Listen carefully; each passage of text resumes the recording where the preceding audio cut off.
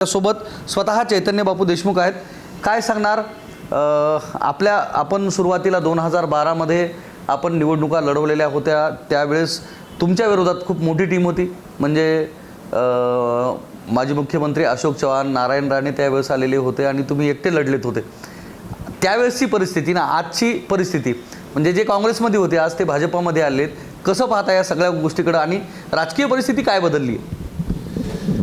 असं आहे की भारतीय जनता पार्टीचं काम मी 1998 पासून युवा मोर्चाच्या माध्यमातून चालू केलं. मी युवा मोर्चामध्ये शहर उपाध्यक्ष या पदावर असताना 1998ची ती गोष्ट आहे. 1998ला भारतीय जनता पार्टी या देशामध्ये काही भागामध्ये होती.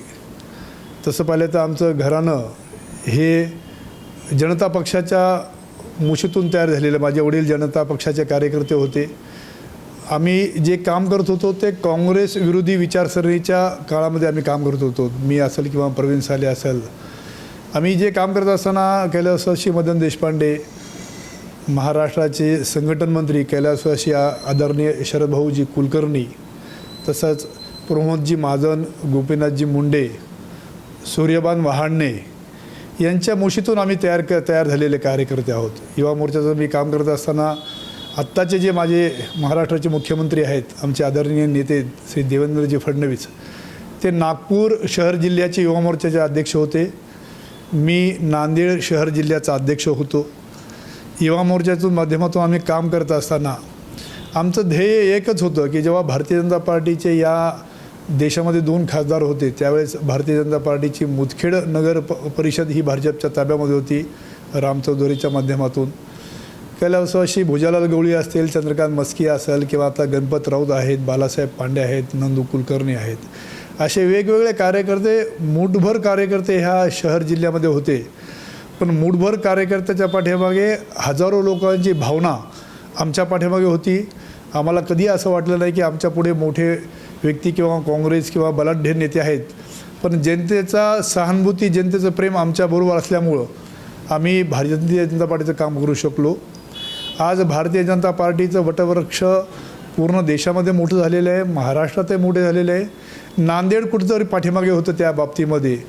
मला वाटतं की आदरणीय कैलासवासी शंकरराव चव्हाणांचा बालेकिल्ला म्हणून हा नांदेड जिल्हा ओळखला जात होता. त्यानंतर शंकररावचे सुपुत्र अशोक चव्हाण, त्यांचा बालेकिल्ला म्हणून हा नांदेड जिल्हा ओळखला जात होता. अशाही परिस्थितीमध्ये 2002ला मी निवडणूक लढविली. त्यावेळेस माझा पराभव झाला. 2007ला आदरणीय नितीनजी गडकरी आमचे महाराष्ट्राचे अध्यक्ष होते, त्यांच्या नेतृत्वाखाली आम्ही निवडणूक लढविली. आणि माझा जो त्यावेळेस वॉर्ड होते, ज्यावेळेस प्रभाग नव्हते, माझा जो वॉर्ड होता तो जवळपास 92% मुस्लिम आणि 8% हिंदू अशा प्रभागातून मला पक्षाने उमेदवारी दिली. त्यावेळेस कैलासवासी आमचे आदरणीय गोपीनाथरावजी मुंडेंनी मला म्हणलं की अरे बापू, तुला बाहेर जाऊन कुठं लढता येत नाही का? तर मी म्हणलं नाही साहेब, मी जिथं आहे तिथंच मी काम करून मी लढतो. आणि अशाही परिस्थितीत त्यांनी मला पाठबळ दिलं. आणि मला तुम्हाला सांगायला वाटेल की त्या निवडणुकीमध्ये मी 3 मतांनी निवडून आलो.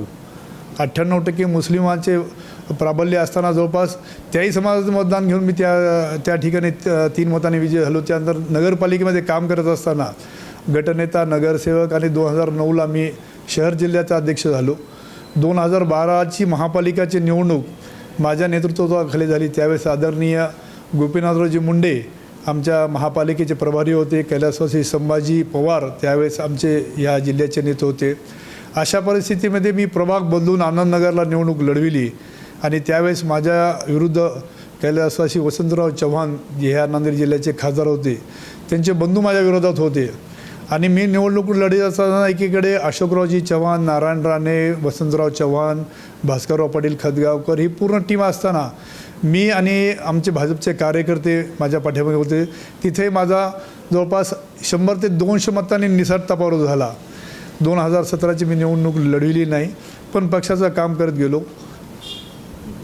आज मला आनंद आहे की भारतीय जनता पार्टीच्या 2025 ही जी निवडणूक आहे, या निवडणुकीला माझ्यासारख्या कार्यकर्त्यांनी जे स्वप्न पाहिलं होतं की ह्याही महानगरपालिकेवर भारतीय जनता झेंडा फडकावा आणि ह्या महानगरवर भाजपचा महापौर व्हावा, ही जी आमच्या मनामध्ये एक सुप्त इच्छा होती, ती सुप्त इच्छा होती, पण परिस्थिती आमच्यासोबत नव्हती. बलाढ्य नेता आमच्यासमोर असल्यामुळं किंवा सामाजिक परिस्थिती आमच्याबरोबर नसल्यामुळं जी इच्छा अतृप्त झाली होती, मला वाटतं की येणाऱ्या 16 तारखेला ती माझ्यासारख्या असंख्य कार्यकर्त्यांनी जे पाहिलेलं स्वप्न आहे ते निश्चितच पूर्ण होऊन या नांदेड महानगरपालिकेवर भारतीय जनता पार्टीचा झेंडा आणि भाजपचा महापौर होईल असा मला दृढ विश्वास आहे. आत्ता जे विरोधक होते आता ते सोबत आलेले आहेत आणि त्यामुळं काय परिस्थिती बदलली?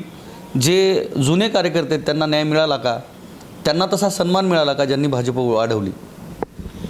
मला वाटतं निश्चितच भारतीय जनता पार्टीच्या कार्यकर्त्याचा सन्मान झालेला आहे.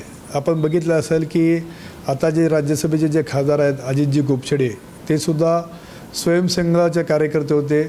छोट्या छोट्या कार्यक्रम किंवा छोटे छोटे कार्यक्रम कामं करून ते मोठे झाले. आज बघितलं असेल की जेव्हा अशोकराव चव्हाणांचा भारतीय जनता पार्टीमध्ये प्रवेश झाला, त्यांना राज्यसभेचे खासदारकी दिल्यानंतर निश्चितच लगेच 5 मिनिटाच्या आत अजित गोपछडे यांच्या नावाची घोषणा झाली. ते आमच्यासारख्या कार्यकर्त्यांना आनंदाची गोष्ट होती. आमच्या कार्यकर्त्यांना सुखावलं होतं.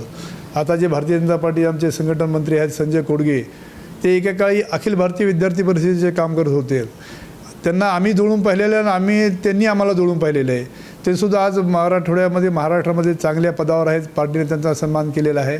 मला वाटते की भारतीय जनता पार्टीने महाराष्ट्रात असो किंवा नांदेड जिल्ह्यामध्ये असो, नव्या कार्यकर्त्याचा आणि जुन्या कार्यकर्त्याचा मेळ त्यांनी घातलेला आहे. आणि निश्चितच भारतीय जनता पार्टीच्या ज्या कार्यकर्त्यांनी मागणी केली त्या कार्यकर्त्यांना इथं तिकीट देण्याचा प्रयत्न झाला. काही जणांना तिकीटे दिले आहे. अशोक चव्हाण हे आज एक वर्षभरापूर्वी भाजपमध्ये दाखल झाले. त्या अगोदर भाजपचं जिल्ह्याचं प्रतिनिधित्व आत्ताचे जे राष्ट्रवादीचे आमदार आहेत आणि अशोक चव्हाणांचे विरोधक म्हणून ओळखले जातात प्रताप पाटील चिखलीकरांनी केले. जवळपास 10 वर्ष त्यांनी प्रतिनिधित्व केलं. त्यावेळेस त्या 10 वर्षाच्या कालावधीमध्ये भाजपा वाढीसाठी जे प्रयत्न झालेत, त्यानंतर आता या एक वर्षाच्या कालावधीमध्ये त्या पद्धतीनं काम झालं आहे का? काय वाटतं तुम्ही दोघांचं जर मूल्यमापन आपण केलं तर 1 नंबर तुम्ही कुणाला देणार?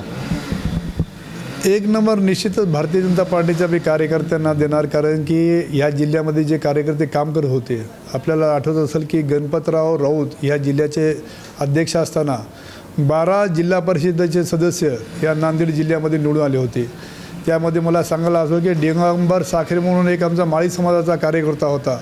तो अर्धापूर ठिकाणाहून जिल्हा परिषदेचा मेंबर म्हणून निवडून आला होता. बास्टेवाडा म्हणून आमचे कार्यकर्ते ते तामस्यामधून निवडून आले होते. आता जे राष्ट्रवादीमध्ये गेलेले आहेत शेळगावकर, त्यांची जी सून होती ती सुद्धा सून भारतीय जनता पार्टीकडून निवडून आली होती आणि त्यावेळेस त्या जिल्हा परिषदामध्ये सभापती ह्या पदावर होत्या. ह्या जिल्ह्यामध्ये कार्यकर्त्यांची फळी चांगली आहे आणि निष्ठावान कार्यकर्त्याची फळी आहे. निष्ठावान म्हणजे की विचाराचं काम करणाऱ्या कार्यकर्त्याची फळी आहे. कार्यकर्ता कोणत्याही अपेक्षा न ठेवता भारतीय जनता पार्टीची कार्यकर्त्यांनी जे काम केलेलं आहे. ज्या पद्धतीनं अशोक चव्हाणांचा प्रवेश झाला त्यानंतर भाजपामध्ये काँग्रेसच्या कार्यकर्त्यांची इनकमिंग सुरू झाली. हिंदूच नाही तर मुस्लिम असतील, दलित असतील किंवा इतर जे लोक आहेत त्यांचा खूप मोठ्या प्रमाणात प्रवेश झाला, पक्ष वाढला. मात्र आत्ता जी तिकीट वाट पाहून जे राजकारण घडलं त्याच्यामध्ये जुने कार्यकर्ते आहेत ते कुठंतरी नाराज झाल्यासारखं वाटतंय का? कारण 81 जवळपास 67 उमेदवार दिलेले आहेत आणि त्यातील केवळ 13 उमेदवार हे जुने निष्ठावान कार्यकर्ते म्हणून दिलेले आहेत आणि काँग्रेसच्या जे लोक होती जी आत्ता भाजपमध्ये आलेत त्यांच्या एका घरात 2-2 तिकीट देण्याचे सुद्धा प्रकार घडलेत, ज्याच्यामध्ये किशोर स्वामी असेल, त्यांची पत्नी असेल. तुम्ही मग या गोष्टीकडे कसं पाहता? भाजपा टिकून ठेवणाऱ्या कार्यकर्त्यांना त्या ठिकाणी प्राधान्य देण्यात नाही आलं आणि नवीन आलेल्या नवख्या लोकांना ते प्राधान्य दिलं जातं. तुम्ही ह्या गोष्टीला कसं पाहता?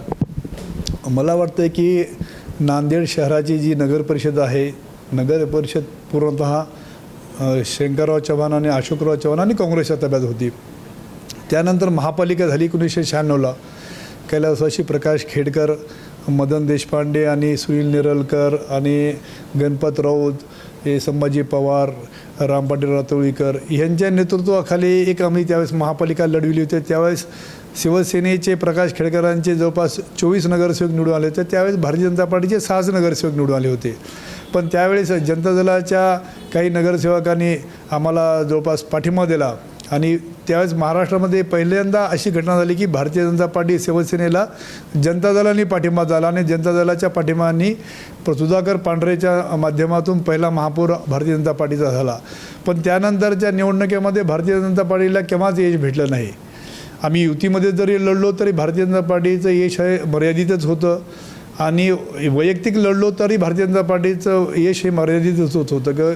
2017ला बघितलं असेल की प्रतापराव पाटील त्यावेळेस शिवसेनेचे आमदार होते आणि त्यावेळेस त्यांच्या नेतृत्वाखाली आम्ही महानगरपालिका लढविली. मुख्यमंत्री महाराष्ट्रामध्ये भारतीय जनता पार्टीचं होतं, सरकार भारतीय जनता पार्टीचं होतं. पण अभूतपूर्व 73 नगरसेवक काँग्रेसचे त्यावेळेस निवडून आले होते आणि त्यावेळेस हे भाजपचे 6च नगरसेवक निवडून आले होते. मला वाटतं की भाजपाचे इथं ताकद महापालिकेमध्ये मर्यादितच होती प्रत्येक वेळेस. त्या मर्यादित ताकदीमध्ये अशोकराव चव्हाणांनी जेव्हा भारतीय जनता पार्टीमध्ये प्रवेश केला तर त्यांच्या जवळपास काही मुस्लिम समाजाचे नगरसेवक जर सोडले तर बहुतांश हिंदू नगरसेवकांनी भाजपमध्ये प्रवेश केला होता. त्याची जवळपास संख्या 50च्या वर जात होती. अशाही परिस्थितीमध्ये आता जे आम्ही 65 तिकीटं भारतीय जनता पार्टीचे दिलेत, निश्चितच 20 ते 22 जे तिकीट आहेत ते भाजपच्या कार्यकर्त्यांना भेटलेले आहेत आणि त्यांचे आलेल्याबरोबर जे त्यांच्याबरोबर कार्यकर्ते आहेत त्यांच्याही कार्यकर्त्यांना ते काही कमी करून जे निवडून येतात अशा कार्यकर्त्यांना त्यांनी न्याय दिला आहे.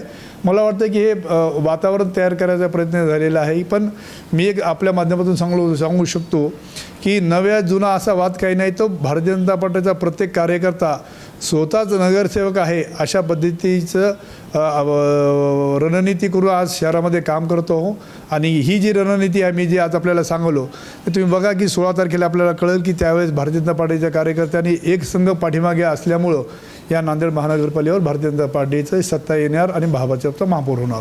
50 लाखापासून 1.5 कोटीपर्यंतचे पैशांची मागणी होत असल्याचं त्यांनी केलं आहे. अशोक चव्हाण असेल, त्यांचे कार्यकर्ते असेल, त्याच्याकडून पैशाची मागणी होते असं बोललं जातं. या गोष्टीत कितपत सत्यता आहे? कारण हे पैशाच्या गोष्टीमुळे हे कार्यकर्ते बाजूला गेलेत का? कारण जे शिवसेनेमध्ये गेल्या 40 वर्ष भाजपामध्ये गेल्या 40 वर्षापासून काम करत होते, आज ते भाजपाच्या विरोधामध्ये निवडणूक कुठेतरी लढवताना पाहायला मिळतात. मला वाटतं की भारतीय जनता पार्टीकडे इच्छुकांची संख्या नांदेडमध्येच नाही तर पूर्ण महाराष्ट्रामध्ये जास्त होती आणि हे कार्यकर्त्यांचं स्वाभाविक आहे की कारण की सत्तेमध्ये कोण येणार, सत्ता कोणत्या पक्षाकडे जाणार हे शेमण्या मुलांनासुद्धा कळत होतं महाराष्ट्रामध्ये. त्यामुळे बघितलं असेल की जिथे जिथं कार्यकर्त्यांची संख्या होती, कार्यकर्त्यांची मागणी आमच्याकडे 521 जणांची होती, त्यापैकी आम्हाला द्यायचे होते फक्त 81 लोक. आणि त्यानंतर भाजपचा एक कार्यकर्ता मी तुम्हाला ठामपणे सांगतो की आजपर्यंत भारतीय जनता पार्टीने कोणत्याच कार्यकर्त्याकडून कोणत्याच निवडणुकीमध्ये काहीच घेतलेलं नाही. भारतीय जनता पक्ष हा देणारा आहे, घेणारा पक्ष नाही आहे. आणि ज्यावेळेस देशामध्ये सत्ता नव्हती त्यावेळेससुद्धा भारतीय जनता पार्टी पक्षाच्या कार्यकर्त्याच्या पाठीमागे उभं राहत होता. आज तर देशामध्ये आमची सत्ता आहे, 23 राज्यामध्ये आमचे भाजपचे मुख्यमंत्री आहेत. तर मला वाटतं की हे जे आरोप झालेले आहेत ते आरोप वैयक्तिक निराशेच्या पोटी झालेले आहेत. भारतीय जनता पार्टीमध्ये एकही दमड्याची मागणी झालेली नाही. कोणत्या कार्यकर्त्याकडून पक्षाने चहासुद्धा पिलं नाही.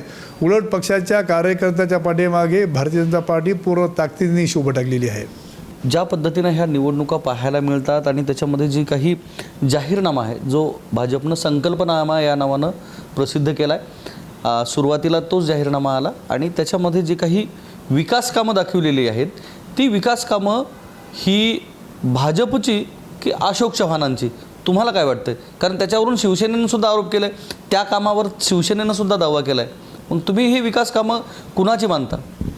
बघा, महाराष्ट्रामध्ये 2014ला सत्तांतर झालं.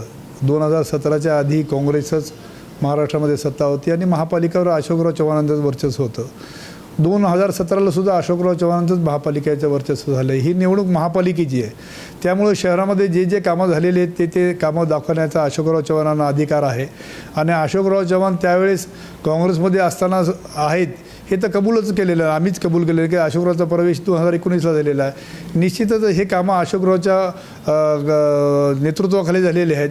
तर ज्याच्या नेतृत्वाखाली कामं झालेली आहेत त्याला तर अधिकार आहे ना आपले कामं जनतेच्या समोर दाखवण्याचा. शिवसेनेने जे आरोप केलेले आहेत की अशोक चव्हाणांनी शिवसेनेची कामं भाजपची म्हणून दाखवलीत, बालाजी कल्याणकर हे आमदार आहेत त्यांनी आरोप केले त्यामध्ये. मला वाटतं की महाराष्ट्रामध्ये भारतीय जनता पार्टी, शिवसेना आणि राष्ट्रवादीची सत्ता आहे. त्यामुळं आणि महाराष्ट्रामध्ये मुख्यमंत्री महायुतीचा आहे.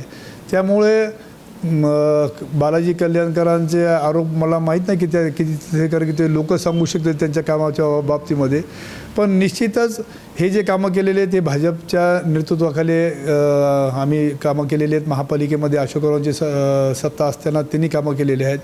गुरुताज गद्दीच्या काळामध्ये त्या काळात तर भाजपची सत्ता कुठंच नव्हती, पण अशोकरावांनी ह्या जिल्ह्यामध्ये निधी खेचून आणलेला आहे. त्या काळामध्ये सुद्धा शहराचं खरं अर्थाने परिवर्तन झालेलं आहे. मला वाटतं की विरोधकांनी त्यांचे कामं दाखवायला पाहिजे होतं की आमच्या जाहीरनाम्यामध्ये बोटं ठेवून स्वतःचं कामं झाकण्याचा त्यांनी प्रयत्न करून, असं एक मला आपल्या माध्यमातून सांगायचं आहे. निश्चितच, कारण 2017मध्ये ज्यावेळेस नांदेड वाघाळा महापालिकेच्या निवडणुका झाल्या, त्या निवडणुकांमध्ये जवळपास 73 नगरसेवक हे काँग्रेसची होती, कारण त्यावेळेस अशोक चव्हाणांच्या नेतृत्वामध्ये त्या निवडणुका लढल्या गेल्या आणि त्या ठिकाणी काँग्रेसचा महापौर बसला. आता अशोक चव्हाण हे भाजपमध्ये दाखल झालेले आहेत आणि पुन्हा एकदा अशोक चव्हाणांच्या नेतृत्वामध्ये या ठिकाणी महापालिकेच्या निवडणुका पाहायला मिळतात. कधी काळी विरोधक असणारी लोक आज सोबत आहेत. अशोक चव्हाण आता भाजपवासी झाल्यानंतर ह्या ज्या निवडणुका घेण्यात आल्या आहेत त्या निवडणुका अशोक चव्हाणांच्या नेतृत्वात घेत असल्यामुळं येणाऱ्या कालावधीमध्ये आता, कारण उद्याच्या तारखेमध्ये मतदान आहे आणि 16 तारखेला ही मतमोजणी आहे, आता ह्या अशोक चव्हाणांच्या नेतृत्वात होणाऱ्या ह्या निवडणुकांमध्ये जो आकडा 73चा आहे तो 73चा आकडा गाठून पुन्हा एकदा अशोक चव्हाणांच्या नेतृत्वात भाजपचा महापौर वाघाळा महापालिकेवर बसतो का हे पाहणंसुद्धा औत्सुक्याचं ठरणार आहे. कॅमेरामन सुधाकरसह मी धनंजय सोळंके, टाइम्स नाऊ मराठी, नांदेड.